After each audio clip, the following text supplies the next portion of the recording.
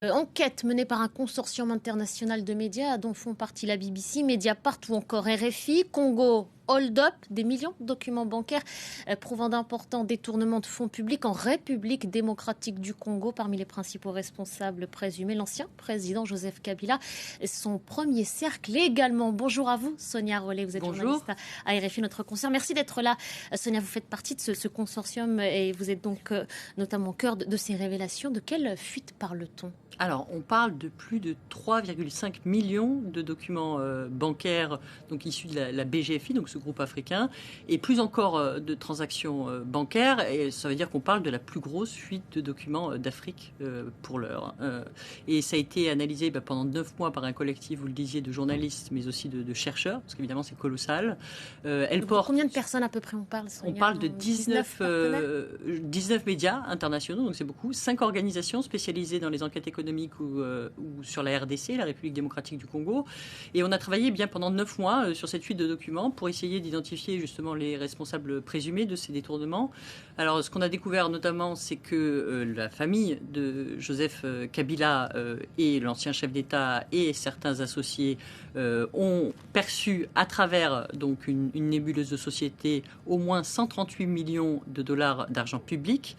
Nous nous intéressons évidemment à chacune de ces sociétés, chacune de ces affaires. Le premier volet, c'est par exemple sur une société qui est assez peu connue au Congo, les gens ignorent complètement ce que c'est, Sudoil, qui a quand même, avec toutes les sociétés qui se trouvent autour, reçu plus de 150 millions de dollars d'argent public. Donc on s'est intéressé sur pourquoi cet argent est arrivé, où est-ce qu'il est allé, qui sont les bénéficiaires. On a découvert d'énormes retraits en liquide, on a découvert l'évaporation en fait, des recettes de l'État. On a suivi en fait toutes ces transactions. Vous avez donc vous avez mis en lumière la défaillance d'un système bancaire et de la complicité, en tout cas présumée, d'une banque en particulier. Pour remettre les choses dans leur contexte, on parle de détournement de richesse. Vous le citiez à l'instant, plusieurs millions d'euros, alors qu'on parle d'un des pays les plus pauvres au monde. 70% de la population vit avec moins de 2 dollars par jour. Je donne ces éléments pour remettre un peu en perspective et en contexte. Comment est-ce que vous avez procédé ? Quel a été le mode opératoire ? Alors, on a commencé par l'analyse de ces données, donc l'analyse des comptes.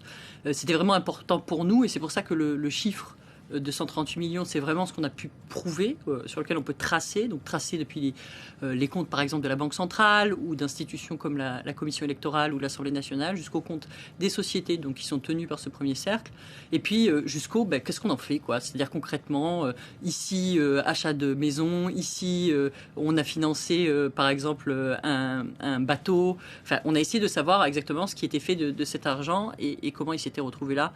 Évidemment on a envoyé des centaines de de lettres de confrontation, de demandes d'information à travers toute la République démocratique du Congo, mais également à l'extérieur du pays, puisque cette enquête nous emmène sur les 5 continents.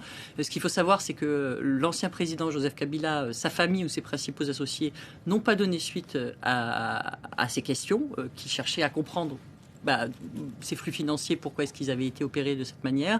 Alors on a eu quand même beaucoup de réponses de beaucoup d'institutions, etc., mais pas les principaux responsables donc présumés de ces détournements. Qui réagiront peut-être une fois que ces révélations, justement, vous les aurez livrées publiquement. Il va y avoir justement d'autres révélations qui vont suivre en plusieurs étapes, je crois, Sonia ? Oui, ça va durer 15 jours. C'est énorme, c'est vraiment... On va détailler chacune des sociétés, notamment. Ça va nous emmener sur tous les continents, parce que vraiment, on assiste... Il y a beaucoup d'hommes d'affaires aussi étrangers qui ont travaillé avec l'ancien chef de l'État, Joseph Kabila. Donc on s'est intéressé au cas de ses principaux hommes d'affaires. On va s'intéresser à différents cas d'institutions aussi pour essayer de comprendre des événements aussi sur lesquels il y a eu des détournements de fonds. Donc c'est vraiment un programme assez riche pendant 15 jours. Je pense qu'on va avoir une bonne idée en tout cas des différentes méthodes et techniques qui sont employées pour faire des détournements de fonds. Je pense que c'est vraiment historique en fait cette manière de documenter les choses où pour la première fois on va vraiment suivre pas à pas comment on s'est accaparé certains revenus de l'État et quelles techniques on a employées justement à travers ce système bancaire pour y arriver, parfois même à l'insu de certains acteurs. Merci beaucoup Sonia, merci pour tous ces éléments.